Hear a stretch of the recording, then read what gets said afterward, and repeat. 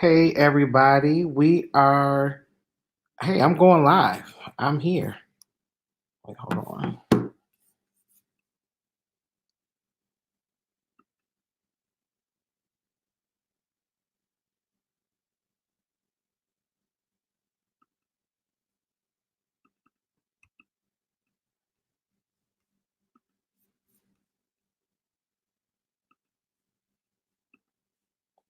And I am going to have Larry Sims on.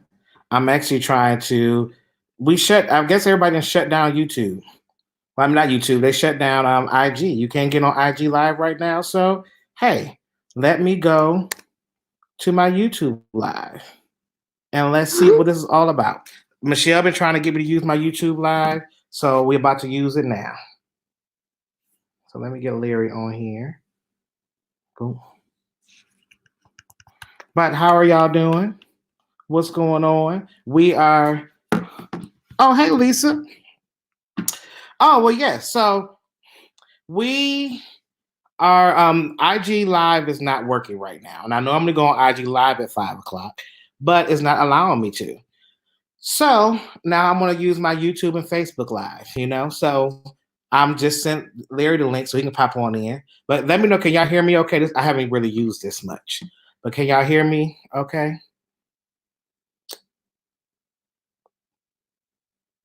What's that? Thank you so much, Deborah. I appreciate that.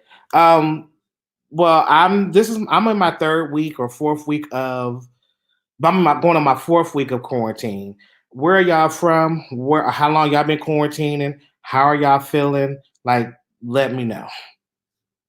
Because I don't mind being at home. I'm fine.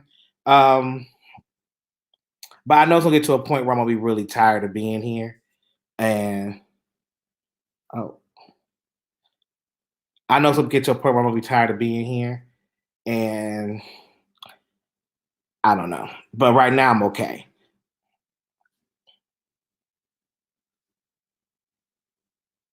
Click on that.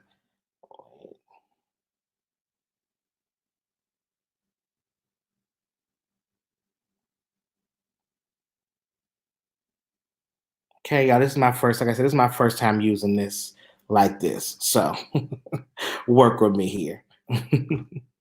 Hey, Bobby. So what I have been doing on IG was that every day at 5 o'clock, I've been clicking on and doing a happy hour with some of my industry friends. Hair and makeup. Oh, there we go. Larry. What up? How are you? You figured it out. I figured it out. I said, you know what? I'm gonna go on YouTube and Facebook. That's what we're gonna do. Okay. That worked out. Right. How are you, my friend? I'm good. Wait, hold on. Where did you just go? I don't know. You just went black. Yeah, that's not okay. Is that you right here coming up? Wait, hold on. I don't like this is my first time really using this, so I'm Oh, there you go. You back.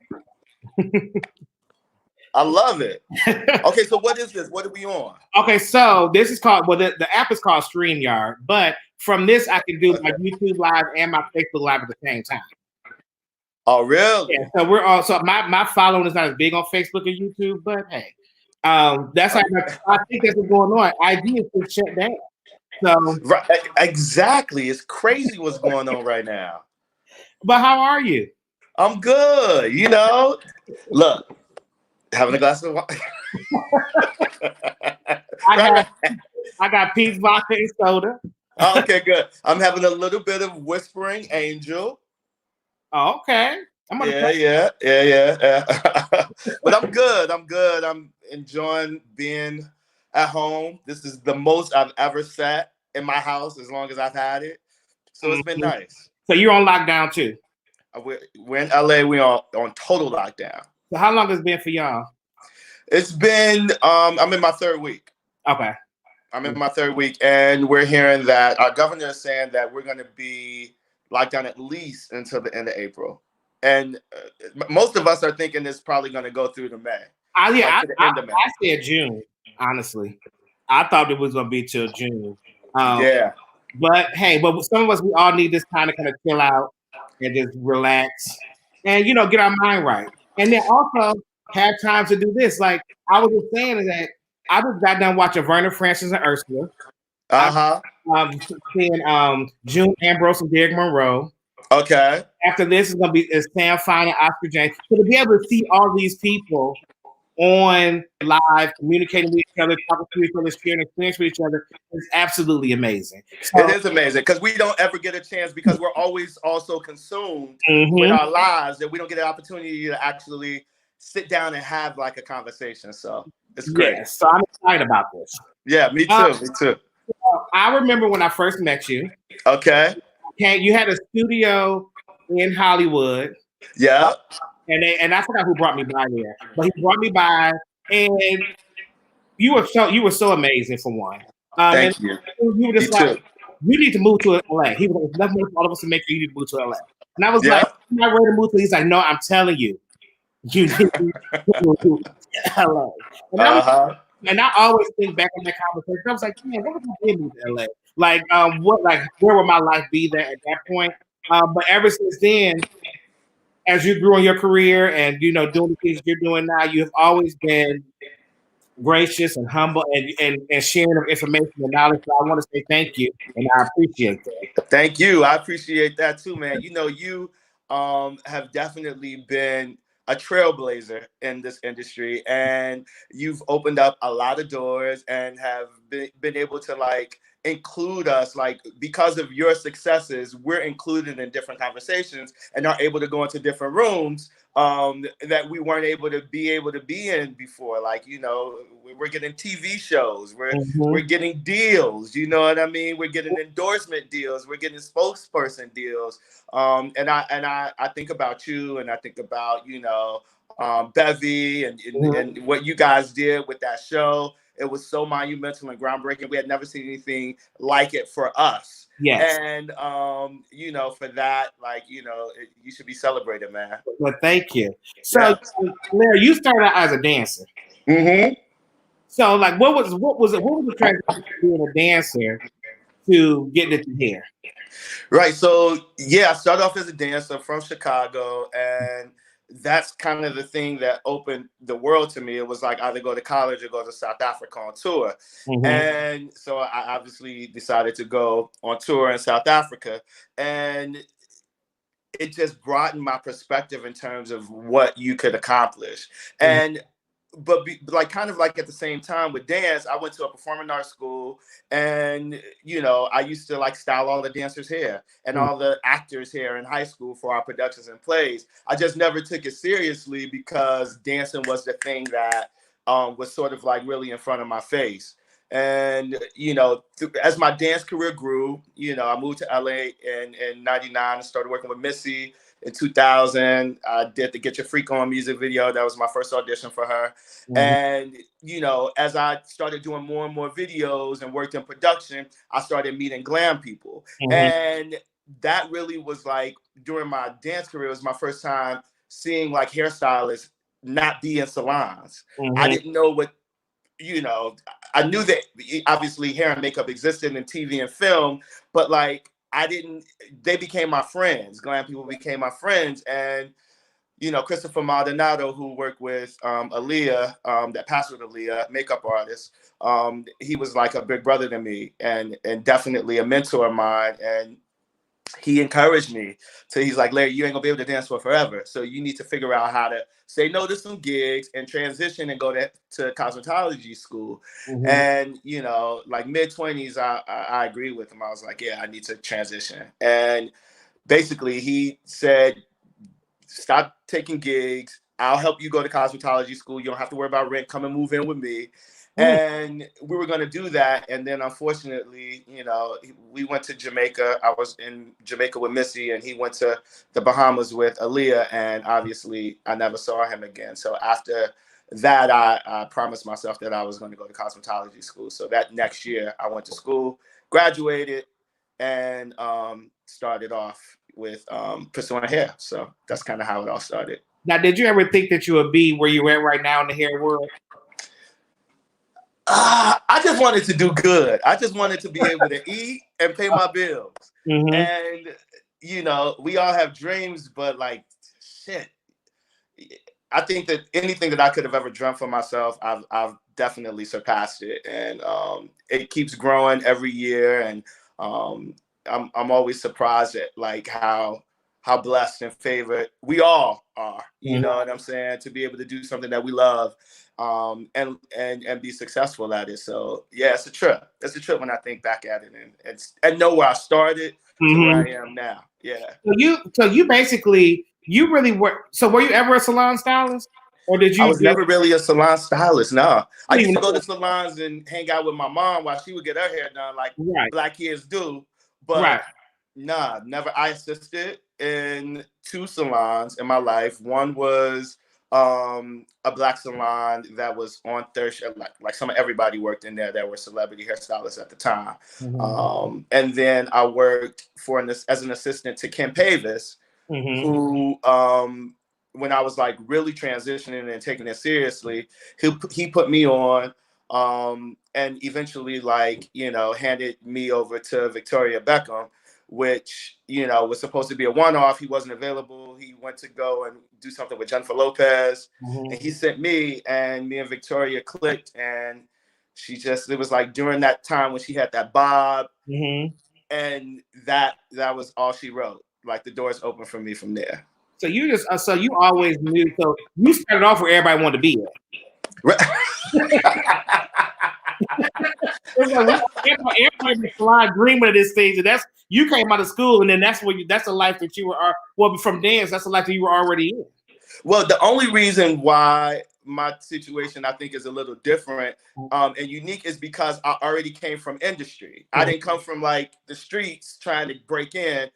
Because I was a dancer and knew so many people throughout my dance career, and I met Ken because I was dancing for Jessica Simpson for the People's Choice Awards, and being in the industry, being around the environment, it kind of connected the dots in that way. So, yeah, it's a trip. It's a trip. Well, it's a good trip to have. It's a good trip to have. It's a good trip to have. Yeah.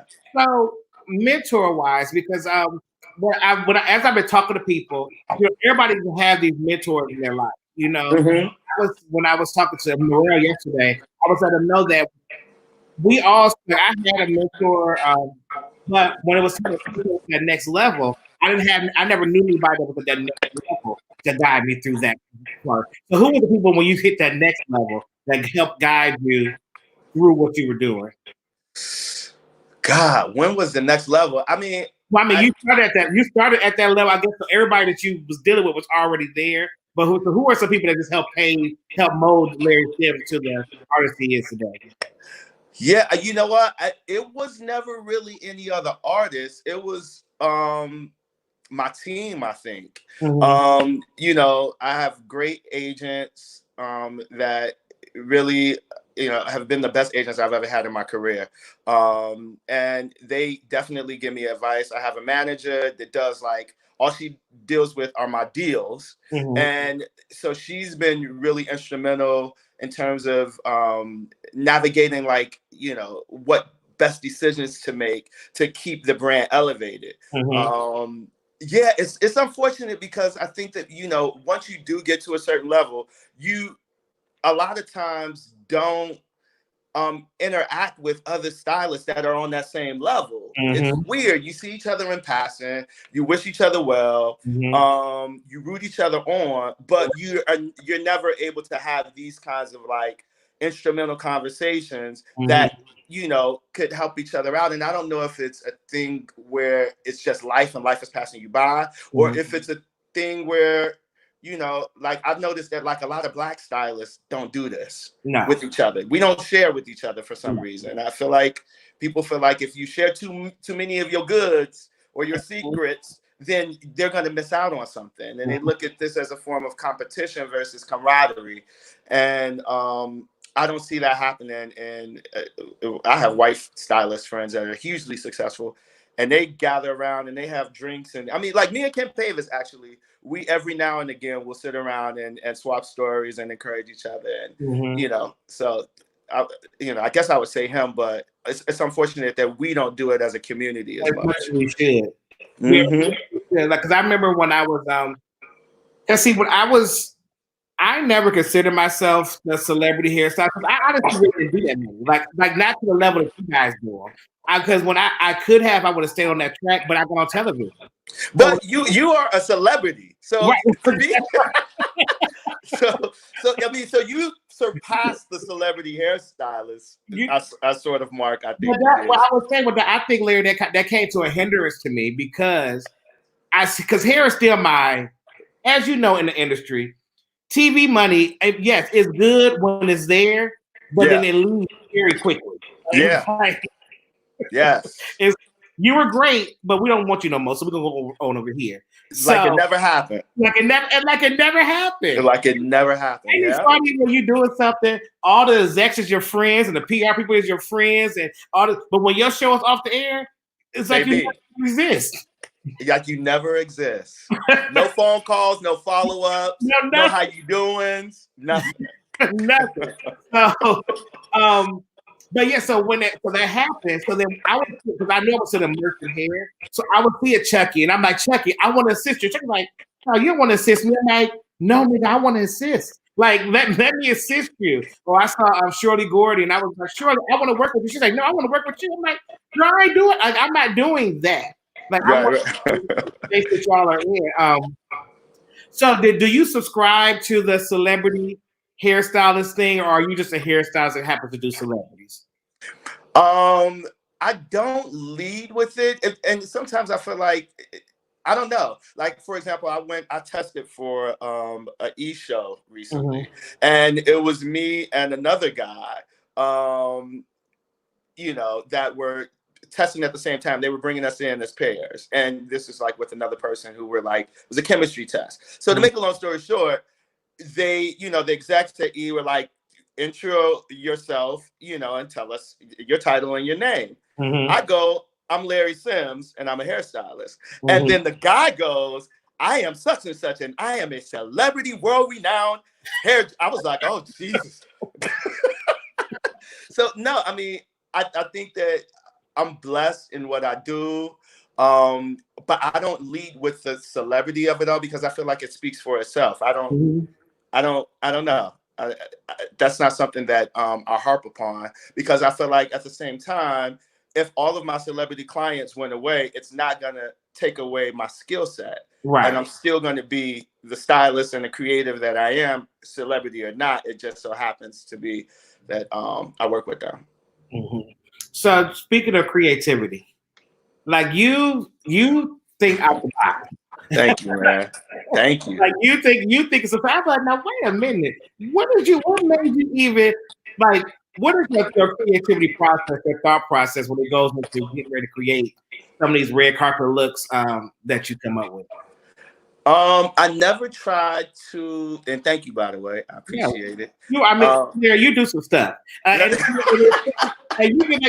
certain stuff, and don't get me wrong, and it's certain things people like, now that shit, you be like, wait a minute though. So you act like you make people think when it comes to what you're doing. So that's like, really what does that process look like for you? Yeah, I never try to repeat anything that I've done before, obviously, and it's all collaborative, to be honest, too. I love a girl who's fearless. I love a girl who's like, look, let's go. Because those are like really rare moments for all of us. Girls that can actually carry out the things that are maybe conjured in our mind and make them couture or like chic or, or Vogue or write about it or something like that on the red carpet. So, I've had those moments with Zendaya and Kiki Lane and I mean a bunch of people, and it really just comes from like collaborations with me and the stylist and whoever it is that is going to be wearing the look, whatever actress it is or musician that's going to be wearing the look. I send references and we do process of elimination. I keep like a Pinterest album of inspirations. I never repeat what my inspirations are. I just build on them. A lot of my inspirations come from Japan, Japanese culture is a huge inspiration for me. Haute couture runway, that inspires me as well. And I really try to like take Black girls outside of their box and really elevate Black girls to a place where you are like, what the hell? Like, you know, and we all know that like some people are going to love this and some people are going to think we're nuts, but we're committed to it and we're going to own it. Now, how important is it for, because I know a lot of people go in, a lot of people look at celebrities' style and they get really confused about what the process is even getting to that point. Because everybody was like, why did they let that happen? It's like, y'all don't understand. It's so many layers that go, you can't go in there with your mindset of what is going to be, and you think you're going to make it be that. So how important is it to be able to be pliable, to be able to change, to be able to go with, be able to switch it up? Like, how important is that? I mean, it's stressful as hell, but you have to be able to like, I mean, look, everybody knows this that works with me. I am literally a traveling beauty supply. So if something goes wrong, I got it in the bag. Right. It might be down in the car, but I got it somewhere where we can remix this. So, I mean, just wigs, pieces, this, that, shapes. You want to be blonde? Okay, I got it. Just give me a second. So, I stay over prepared, and you know, it is what it is. It's most stressful when they decide at the very last minute that they want to change, and you're on a time, you know, on a time crunch, so you have to pull stuff out of your ass sometimes. But it's what we signed up for. Yeah, and it is, and then like you said, it does get a little stressful. But you've had a great run, and still you're still having a great run with Gabrielle Union. So how did that relationship even come to play? Yeah, Gab is such an angel to me. Definitely a blessing to my career. And beyond me working with her, she's literally one of my best friends, which is the added bonus of, you know, being able to work with her as long as we have. And we started off by way of dance. Like, so she did Bring It On, the movie. And I used to dance for Black. And they played on her team as her cheerleaders, as you know, they were a part of her cheerleading squad. And Black ended up doing a show to promote the movie. And Gab was there to basically introduce Black as we were on like a promotional run for Bring It On. And I was dancing for Black after the show was over. I guess I was her favorite dancer out of us that danced for him, because me and her like started talking after the show, and hair was nowhere in sight for me. This is like long in the making. This was long in the making. So then when I transitioned into being a dancer, she was one of the first people, along with Queen Latifah, who said yes to me because they knew me back when I was dancing. And that's kind of how it all happened. Oh, so this wasn't a thing that just popped up. No, we've known each other for years. What you understand is that in our business, a lot of this is relationship. Yeah, it's about how good you are with your relationships. How hairstylist is not even really about how great you do hair. It's really about how much people like you. How much people like you. Because if I was an ass or a jerk, you know, back then, she would, I mean, yeah, it's like, and that's how you get your repetitive business, because people just want to be around you. And, you know, something that I learned very young, very early on, from Ken actually, is people always remember how you make them feel, no matter what. The hair could be a little off. We all have off days. You know what I mean? Some things are not perfect. But when they feel good to be around you, and when they leave out feeling confident, like that's worth its weight in gold, especially in the industry where women in particular are judged the moment they hit a carpet. You know, with social media, you read those comments, that plays at your self-esteem, and you know, you rely on your team to build it back up a lot of times. So now, speaking of being off some days. Now, have you had that off time where you felt like it was wrong, but they got on carpet and everybody loved it? Yes. Or did you have a time you felt like it was right and they got on the red carpet and everybody hated it? Like, how did you? Both. Both. I will be the first to say some of the stuff that I was like, that's hot. We about to kill it. And then we got murdered.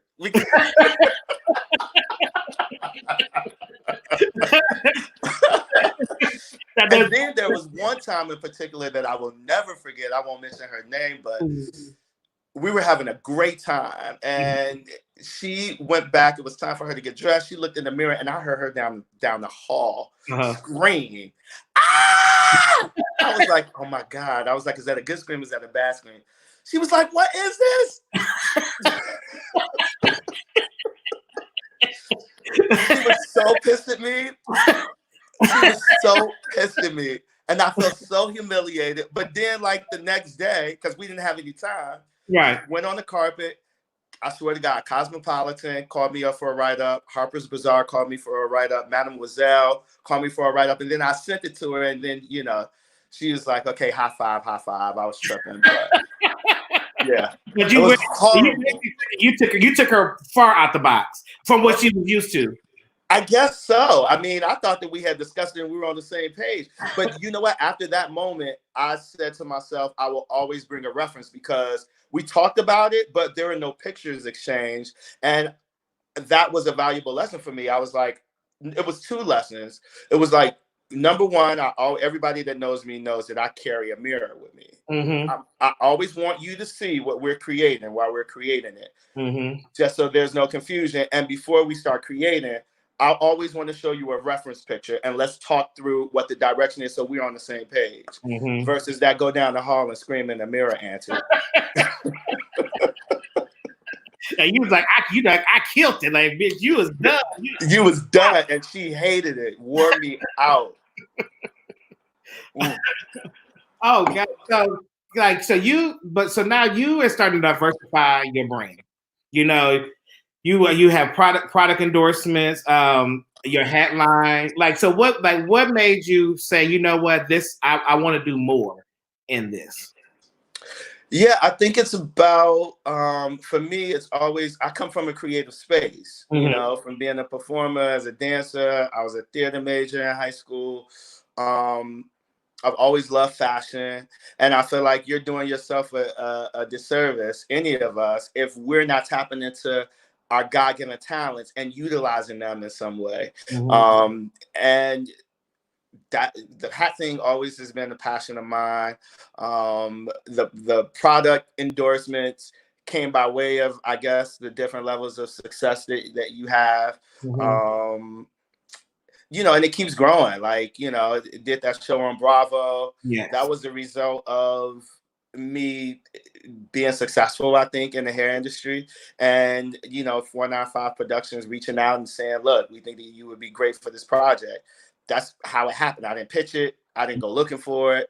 So I think that, you know, it's important for everybody to just tap into anything that they feel passionate about. And it doesn't have to always be hair related, especially when it's authentic to who you are. So, yeah. Now, how was your TV experience? You did a Bravo show. I mean, well, luckily for you went on there with your friends. So. I went on there with my friends. Yes, exactly. And you know, I got thrown into a mix with people. But you got on your friends. So do you feel like did that hurt or did that help or did it do the same? Yeah, it's one of those things where I looked at you guys' show and I was happy and appreciative for what you guys were doing because it was directly related to who you were and what your passions were. You know what I mean? You guys talked about fashion. You guys talked about, you know, beauty and everything.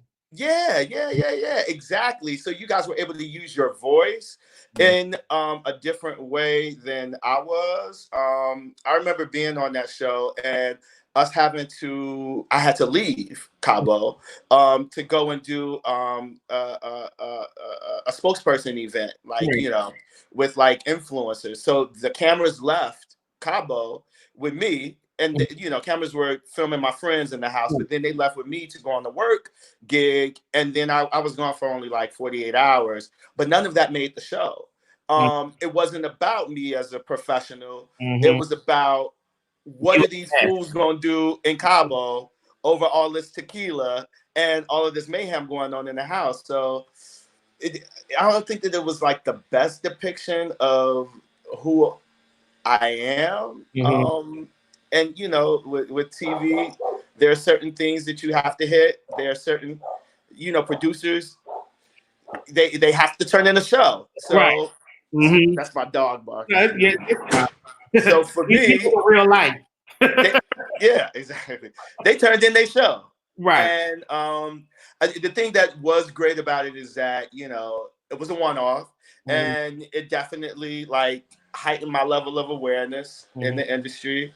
I'm able to like go in and pitch different ideas, and people like, you know, they open their doors to me, which is really nice. And you know, now I'm working on a couple of things that you know, positions me to sort of like be in a more professional, or you know, or more transparent, meaningful light than me just being out getting drunk with my friends. I love all my friends that did it too, but they were all like on the same page. They're like, yeah, this one was tough. Yeah, I don't think people that when people see shows like that, they say, "Oh, it has to be scripted." I'm like, no, it's not scripted, but it is heavily produced. They produce the hell out your ass. They will produce the hell. They produce the hell out of your ass. But the good thing about, I mean, did you feel like that was the case for you because you guys were able to? No. So they luckily with Fashion Queens, which I didn't appreciate that show till it was over. Because I will say this: I understand why why ensemble shows don't work, but not don't work. Why it's so much commotion in ensemble shows, because it was just three of us. Right. It was. Woo. Right. Right. But they allowed us to be able to, like, we didn't have a lot. The second season we brought in more black writers, but we didn't have a lot of white writers. Right. White writers. So we will let them know, like, we can't say that. Like, we can't say that. We can't say that. Like, you know, or if they would talk about a person on the red carpet, they write something like, I'm not gonna say that about her. Like, we can't do that. Like, so we were very vocal around being cautious of what we were saying. Right. So, exactly. Yeah, I was happy about that. That's amazing. Yeah, because they wanted us. It was some stuff like when we first got called for the show, they wanted to call us Black Beauties, and we was like, we're not big. We're not calling this show Black Beauties. Like, that's not what's about to be.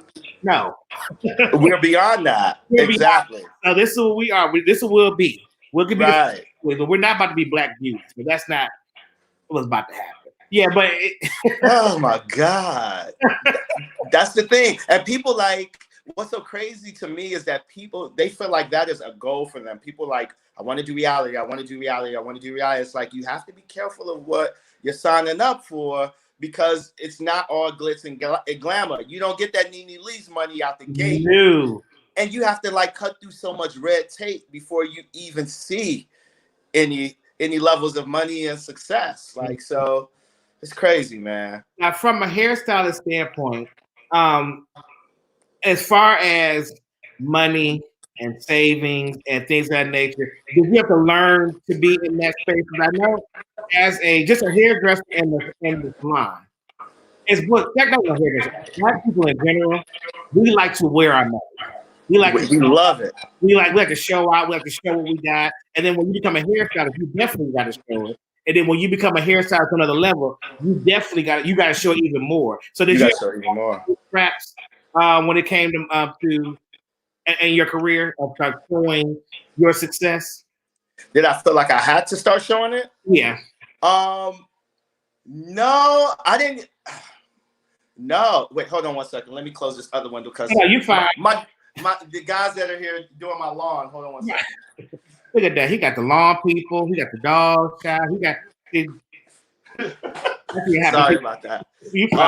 They usually come on Thursdays, and now they're here today. But anyways, I never felt like I needed to show that I was successful. Mm-hmm. Like, you know, I dress the way I dress. You know, I like what I like.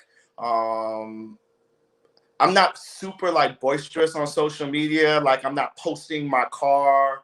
Mhm. I'm not posting. I don't know. I've never found sort of like validity in things because I'm a boy from Chicago, the west side of Chicago, that came up with super humble beginnings. We were like, middle to lower class. Mhm. And I know what evictions feel like. I know what, having a shop at Payless feels like. Mhm. And in the back of my mind, I always know that God give it, God take it away. Mhm. And so for me, no, I've never felt the need to be super flashy, and I've always done it right. Like I'm not a guy that look, and not to be offensive to anybody, but I'm not a guy that like lives in an apartment and goes and buy $150,000 car, Right.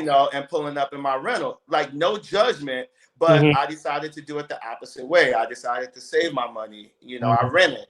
And then I eventually bought a house, and then I paid off my truck, and I have my truck, and then I was like, I want to buy another car because I have done the work to deserve to be set up the way that I am, and I'm never doing anything that I can't afford. Mhm. So So you would say in your career you've been financially responsible. I've been financially responsible, yes, but at the same time, I have been blessed with jobs that have basically come even as a dancer. Like I never really had moments in my career where I didn't work, where it Mhm. went down to like zero. Mhm. I've always been able to keep a gig, so I've been able to be out of the doghouse. But like, yeah, I definitely haven't been to a place where I'm overspending and not spending what I have to impress people. That's out of the question because Mhm. nobody's going to give a fuck about you when you don't have any money and you worrying about how to pay your rent and you Mhm. got all of these things. So, I mean, and I'll be wondering about that in Atlanta too because I feel like Atlanta is so showy Yeah. sometimes. You know, how people navigate through that. I would say we because at one point I fell into that trap. Um, Okay. especially being on Fashion Queens. Before I got on Fashion Queens, I was as regular degular. I was okay with it regular. But then when I Right. was working with Lawrence and Bevy, who are Fabulous. I was like, oh shit, I gotta go buy me a Chanel bag too. So now I'm buying a $5,000 Chanel bag. I'm buying $3,000 shoes and a $2,000. And it's like, so I literally spent all of my money on Fashion Queens trying to keep this impression of what this was. Because I That's a book. That's a book thought waiting to happen. it's already happening. Yes, Jesus. Please write that book and Yeah. please sell it to these kids out here, baby. Yeah, but I was trying to, and then going to a club, and it's like, oh my god, it's Derek J. So now it's like, oh yeah, I'll buy the bar, it's fine, So you get all into this space of confusion, a space of just clouded thoughts because you're thinking that you're doing what you're supposed to do uh, Right. as a celebrity. You As know, a celebrity. but when it all stops, like you said, none of the people around. You're like, well, where are the people that I will? Well, you need help paying your rent, or you need help paying this. Or I pay. You remember I took all y'all out to eat. Remember that? Like none of that I stuff. took all y'all to get you can one of them buy you a drink in No. return. You know what I mean? So now I had to learn. I had to learn within myself. When I go out now, and somebody say, "Can I buy you a drink?" Yes, you can. Buy me one. You can. Because I used to be that person like, no, I'm Derek J. You ain't gonna buy me no drink. I could buy my own drinks. Now I'm like, yep. I think you bought me a drink. You bought me a few Yeah, drinks, I well, think. that's because I was in my space of it, Yeah. But now I go there, honey. I go to the club with no money. I leave my cards and everything at home. I know that's right, baby. And I wish a nigga would. I know. I'm going in here. Y'all niggas gonna buy me drinks? Yes, I paid my dues to the Atlanta nightlife. Absolutely. You definitely have. You definitely have.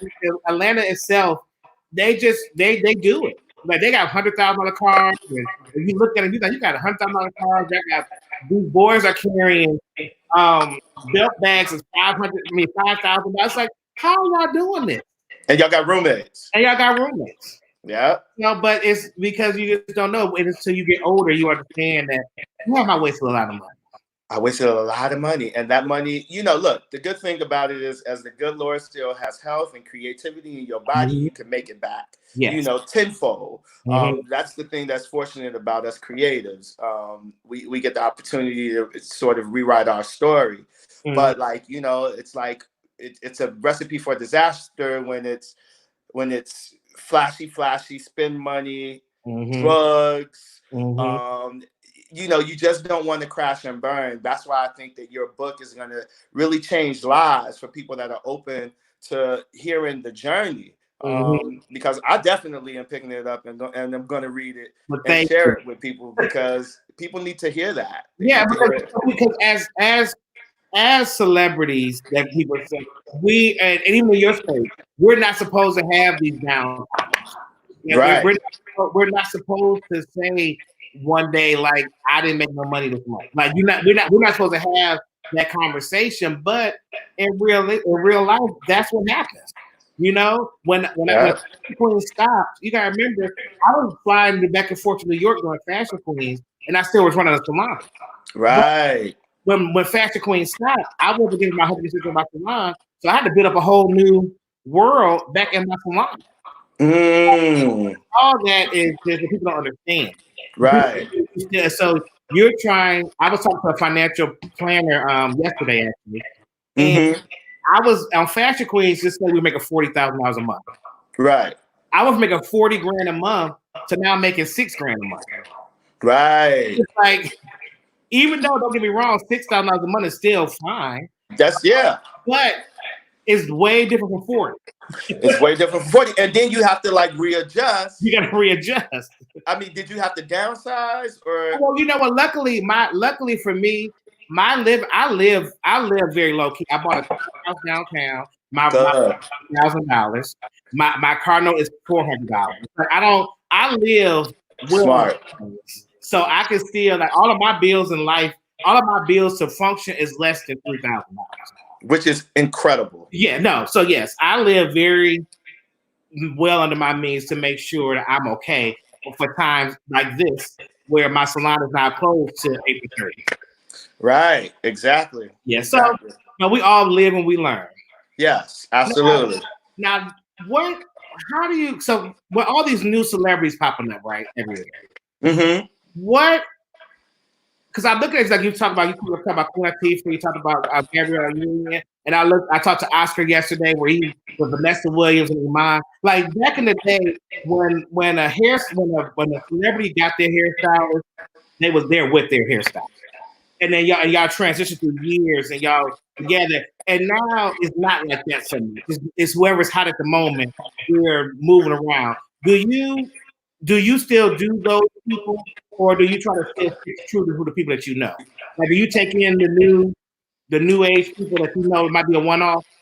Yeah, I think like the one thing about it is I always say if you get just one doll that is like I'm not moving without him or Mm-hmm. her, then you're lucky. And if Okay. that doll is working, Mm-hmm. then I mean that's my Gabrielle, Right.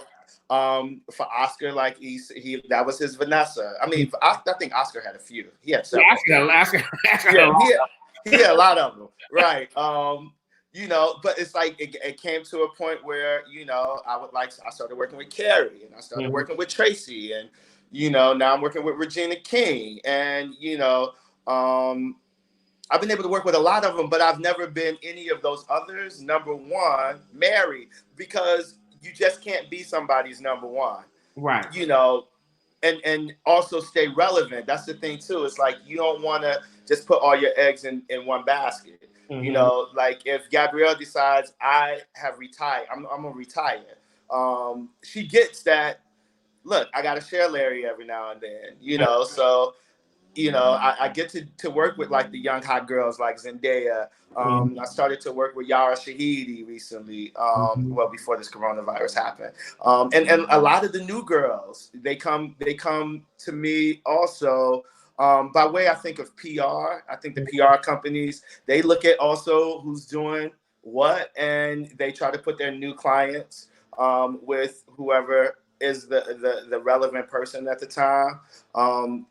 Thankfully, I'm still in that conversation of being relevant in the industry. So I do get calls for a lot of the young girls, and I think it's important too, just from a branding perspective, to always be able to work with fresh new talent. A lot of new girls don't have the budget that some of the older girls do, or some of the more established girls do, and you can't always lead with money. You have to lead with, I believe in this person, I believe in the project that they're working on, and I believe in their future. So I say yes to a lot of below my standards of rate, Right. that I probably should. I say yes to him. And my agent and me sometimes go back and forth about it, because he's like, no, you should pass. I'm like, no, you don't understand. I need to be a part of that conversation so that I could stay relevant, because they're working on a cool project that I really want to be a part of later. So I like to hear. I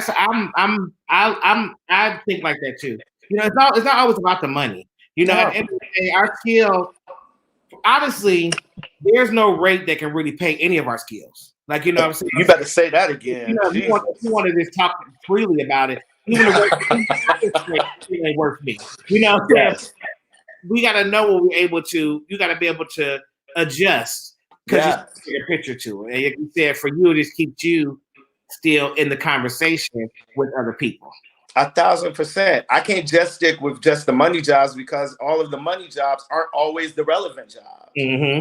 And I think, people lead with money, and I get it. But at the same time, you got to have a balance. And, I think you get to a point where, I don't know, if you're passionate about it, if you're passionate about being creative, you don't lead with the money. The money just is the bonus. Somebody said to me, do something that you love, we've all heard that saying, even if you never get paid for it.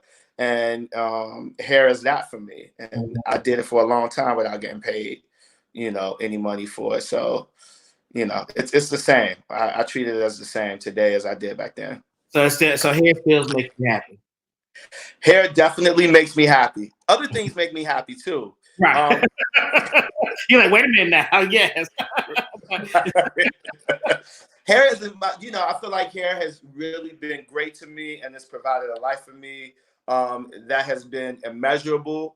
And I can take a look back and look at the things that I've created 10 years from now, 20 years from now, and be really proud of what I've deposited into making our, especially Black queens, look really amazing. But there are definitely some other things that I want to get into. I want to get into like real estate. I want to purchase in Paris. I want to travel. I want to be like a wine connoisseur. What's that movie? Did you see that movie, Court? That just came out. Yes. I love that movie. I want to study to be like one of the court people. Oh, you want to be a sommelier? Right. That's the name. Okay, all right. So you want? But our sound is doing something weird. Is it weird for you? Yeah, it's doing something weird. I don't know what's happening. Let's see.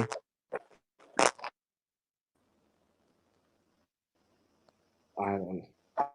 That's the internet. No, you better. Oh, okay. Wait a minute. He might come on back. Give us a second. But for y'all that's just popping in and that was asking who we talking to, I was talking to Larry Sims. Larry Sims is an amazing hairstylist. He is the person behind a lot of stars that you see and the hair that they do. He works closely with Gabrielle Union. And so, yeah, what I've been doing is just trying to have these conversations with these creatives that a lot of people don't get a chance to have a conversation with. Larry's in LA. And like I said, he doesn't. Now that we all have downtime, we all have time to really have these conversations, which I am thankful that they are able to do. So I don't know if he might pop back in here, and I'll give it a second. But if not, we'll just close this on up. I actually like this better than being on IG Live. So people. What you say, like and share, so I can build my following up on my YouTube and on my Facebook. So when I have this conversation again, we can have more people in here conversating and having a conversation with us. and having a good time. So let me see if he pops back in. But thank you everybody that did pop in here and listen and take a listen to what we had going on. Let's see. I don't know what happened. So I guess I'll be back here. I guess I'll do my 5 o'clock one tomorrow. So Tanya Sam is gonna be with me tomorrow. Let's see. Oh, his phone died. That's what happened. Okay, he said give him a second. But yeah, I'm gonna have Tanya Sam tomorrow. And we're gonna be conversating about things that we could do as far as tech. Hey Malik. Here we go. Sorry about that. My phone. Oh, your phone. My phone. I was like, what's going on with his sound? Yeah, my phone was dying. I mean, I know this is gonna be off the but back to you. Did you watch Uncourt? How'd you feel about it? Did I watch which one? You said Uncourt. Oh yeah,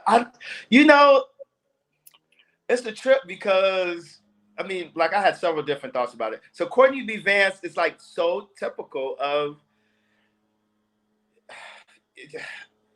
I don't want to say holding him back, but yeah, like holding him back. Like, he was a Black father who just couldn't see the vision past his own experience and his own reality. I think that like the core of his heart wanted to like, it was handed down, the business was handed down to him. He wanted to hand the business down to his son. But it's like what happens with Black communities a lot of times is sometimes if we can't see the forest before the trees, and we don't understand the process, we shut it down and we minimize people's dreams so that we can really be comfortable and understand them. We want them to have our own experiences. So, that was a trip to me. I mean, I loved his adventures in Paris. I love the fact that Niecy Nash was like, my baby gone.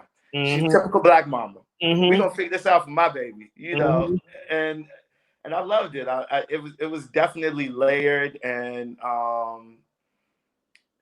there was a relatability that I appreciated. What did you think?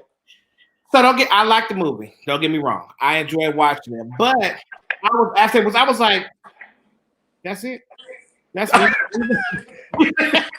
The way it ended. Yeah, I was like, wait, we went through all of this, and this is it. And this is what. This is how we ended it. This is how we ended. I felt the same. I felt the same way about it. I was like, now wait a minute. Now I'm too invested in this now for it to end like this. I felt the same way about the ending, but then I was like, okay, they're about to have a part 2. Probably, yes. I hope so. But I was very invested into the movie, and I was just like, oh, okay. Is that how we gonna end? I know. So I had to rewind it because I did like a little slight like nod off. I was like, wait a minute, this can't be how it's ending. I must be missing a chunk, and I only nodded off for 2 seconds. No, that was it. That was it. Awful. So now you said before you said you want to get into being a sommelier and travel, getting the real estate. You want to start doing other things, other passion projects. Yeah, I think that hair will always be a base for me, but I think like especially when it comes time for like I'm starting to think about like what retirement looks like. I mean, no time soon, but like maybe in the next 10 years. I can't imagine, I'm 40, I'll be 44 this year. Really? So, yeah. So, when I think about like approaching my 50s, which is basically around the corner, 6 years will go by just like that. And I'll be in it. And I really don't want to end up in a situation where I'm like, fuck, how did I land here? And this is going to be how I end all of this. I've done all of these fabulous, amazing things. And this is how my story is going to end. And I refuse to. I've been a fighter and I've been a risk taker for all of my life. And I've landed on my feet through all of the risks that I've taken. So, this definitely won't be. I think this will be a huge part of my story. But I I have so much more living to do, obviously, and so many other passions that I really want to pursue. So that's why I joined the union. That's why I started serving my union because I needed a so pension. smart. Yeah, I needed a pension. I needed some health insurance. I needed like things they provide for you. It's great. It's such a great setup for artists. Mm-hmm. And then also you're in like you're in like Little Hollywood out there. Yes. So y'all are killing it in Atlanta. Yes. So it's a little. Well, you know what? Like I said, once again, the TV thing, the being on television also kind of hindered that part of it for me. Because I was talking to Oscar yesterday, and I was asking Oscar because Oscar was on behind the scenes now.